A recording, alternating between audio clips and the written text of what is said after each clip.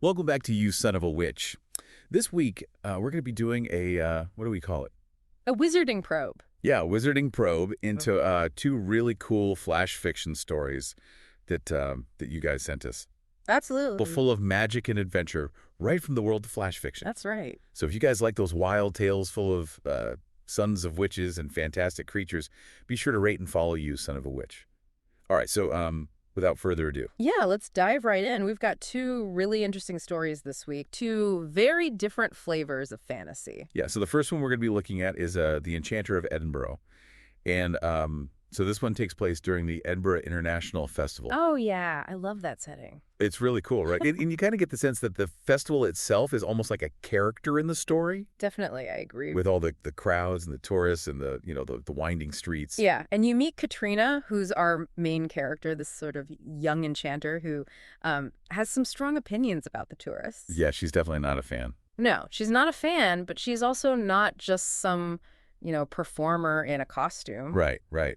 She actually knew magic, the story tells us. Yeah, so we're dealing with something real here. Something real. Yeah. And that's kind of what sets up the conflict because, in the middle of this festival, all this chaos is erupting and this strange green glow starts appearing and you realize that she's kind of used to this. She's like, oh no, not again. Yeah.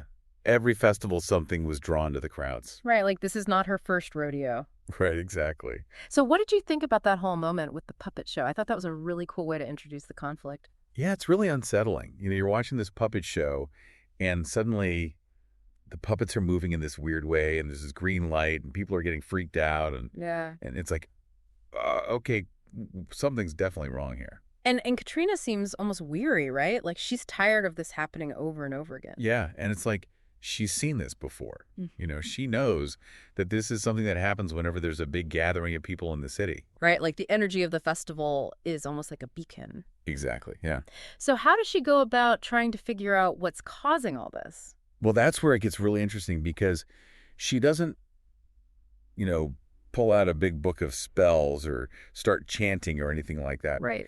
She uses this, what the story calls a subtle glamour. Okay. To make herself less noticeable, and then she follows the puppet strings. The puppet string. Yeah, with her magic sense, so she's not even like visually tracking it; she's like feeling it out. Oh, that's interesting. So it's like a very intuitive, almost instinctual way of using magic. Yeah, and it really speaks to the fact that her magic is very much tied to the city itself, to the energy of Edinburgh. Right. It's not something she learned in a classroom. Exactly, yeah. So what does she find at the end of those magically charged puppet strings? Well, she finds this old carving on a hidden wall. Okay. Of this grinning fey creature. Yeah. It's like weathered by time, really old, but it's emanating this green glow. Ah, so that's the source. Yeah. And the story makes it clear that this spirit has like bonded itself to the stone. Okay. And it's not happy about the festival. It's like, get off my lawn. Pretty much. Huh. Yeah. It's like this ancient grumpy spirit that's been disturbed by all the noise in the crowds. So she's found the source now. What does she do? Well, she's got a problem because, she can't just unleash some massive spell in the middle of a crowded street. Right. That would cause even more chaos. Exactly. So she decides to go for a more subtle approach. Okay. And this is where it gets really interesting because the story describes it as playful magic. Playful magic. Yeah, like she's using nudges and whispers of why not, directed at the stone face. That sounds risky. It does, right? It's almost like she's trying to trick the spirit. Yeah. Rather than overpower it. So how does that work out for her? Well, it actually works brilliantly. The stone face like warps into this ridiculous cartoonish grin. Okay. And the spirit is so taken aback by this that it kind of loses control, and that green glow explodes outward and turns into a giant grinning balloon. Oh, wow. Yeah, and the balloon just floats away, and all the children are like, "Oh, cool, a balloon!" They've completely forgotten about the puppet show. That's a very Katrina solution, I think. It is, right. It's very chaotic, but also very effective. Yeah. So she saves the day, but is there any cost to her using her magic like this? Well, she ends up with this green stain on her palm. A green stain. Yeah, it's temporary, but it's kind of a reminder that even this like whimsical magic has its consequences. Oh, that's a cool detail. Yeah, I like that. So what did you think about Katrina's reflections on her own magic? Well, I found it really interesting that she describes her magic as cobbled together. Like, it's not this refined thing that she's learned from some ancient text. Yeah, It's something that she's developed herself based on her connection to the city. right. She's drawing power from Edinburgh itself. Exactly. And I think there's a real sense of pride in that. She's like, I don't need your fancy rituals and your scrolls. Yeah. I've got my own way of doing things. That's really cool. And the story doesn't end there, right? It kind of hints that there's more to come. Oh, yeah, definitely. That last line about her feeling like things were about to get a lot more interesting is definitely foreshadowing. It makes you wonder what other adventures are waiting for her in Edinburgh. Right, exactly.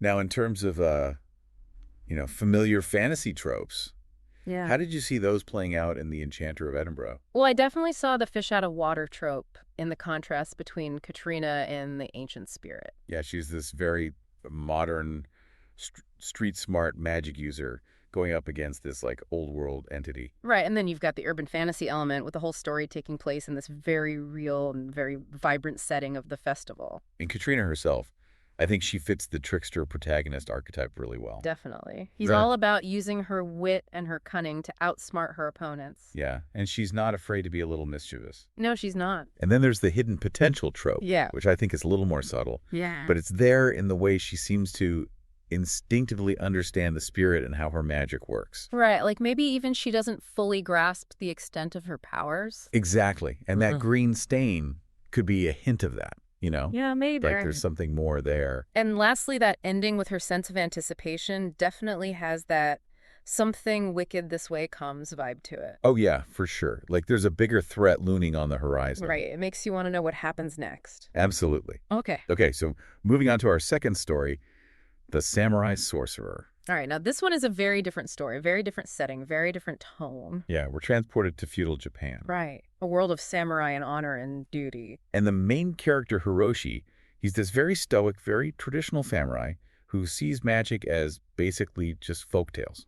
Right, he's very grounded, very pragmatic. Yeah, and then his entire world is shattered by this brutal ambush. And it's a really devastating event, right? His whole clan is wiped out, his home is destroyed. Yeah, and it's not just any attack.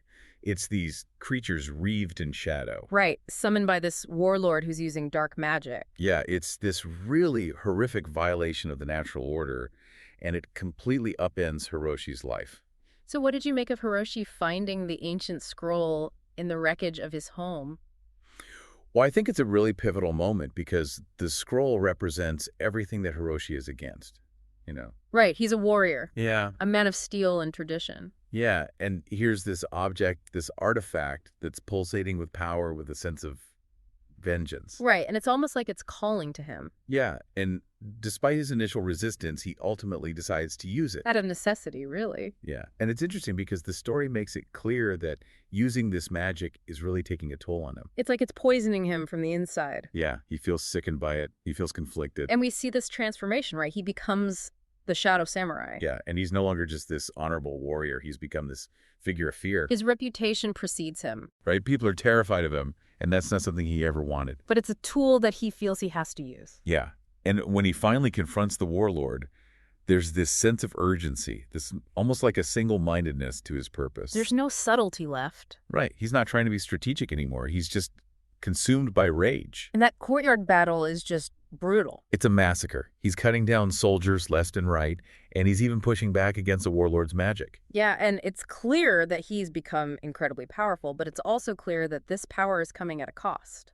Exactly. Yeah. And then when he finally finds the warlord, he's not like, leading his troops in battle or anything like that. Right, he's hunched over a grimoire. Yeah, he's like sucking power from some dark source. He's a poisoner tainting the land. Yeah, and this just fuels Hiroshi's rage even more.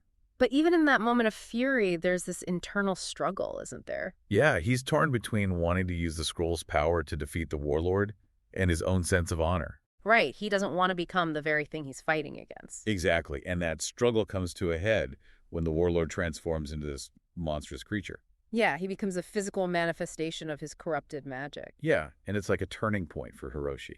He realizes that he can't go down that path. So he chooses to fight with his sword. Yeah, he rejects the dark magic and embraces his samurai training. And that final battle is really a clash of ideologies. Right. It's steel versus sorcery, honor versus corruption. And it's a testament to Hiroshi's skill and his willpower that he's able to defeat the warlord. Yeah, but the victory is definitely bittersweet. Right, there's this darkness that's lingered on his blade, a reminder of the power he used. Yeah, and his decision to exile himself and bury the scroll. I think that speaks volumes about the toll this whole ordeal has taken on him. It's like he can't escape the consequences of his actions. Yeah, and that line about some battles must be fought on more than one battleground. I think that's really key. It shows that he's still fighting a battle within himself. Exactly. So what about the tropes in the samurai sorcerer? Well, Hiroshi's a classic reluctant hero, right? He's forced to use magic even though he doesn't want to. Yeah, and the scroll itself is the artifact of power, both tempting and dangerous. And the warlord is a perfect example of power corrupts. Yeah, he's completely consumed by the dark magic. And even though Hiroshi's primary motivation is revenge, his actions do end up serving a greater good. Right, he stops the warlord from causing more harm. So there's that needs of the many element as well. And the ending is definitely an open ending. Yeah, we don't know what's going to happen to Hiroshi or if the scroll will ever resurface. It leaves you with a lot to think about. It does. So what do you think overall? Two very different stories, but both really captivating. Yeah, I agree. It's amazing how these flash fiction stories can pack so much depth into such a short amount of space. It's really impressive. And I think what's really interesting is that in both stories, the main characters are confronted with power that they didn't seek out. Right. Katrina discovers this connection to her city's magic, and Hiroshi is forced to use this ancient scroll. Yeah, and it makes you wonder how we would react in similar situations, you know? Would we be tempted by power? Would we try to resist it? It's a question that I think a lot of fantasy stories grapple with. Definitely. And I think that's what makes them so compelling. Yeah, for sure. So what do you say we wrap up this wizarding probe? Sounds good to me. All right, well, if you guys enjoyed this deep dive into these two amazing flash fiction stories, be sure to rate and follow you, Son of a Witch. You'll get more action-packed adventures, more sons of witches, more fantastic creatures. All that good stuff. That's right. All right, until next time, keep those imaginations running wild. See you next time.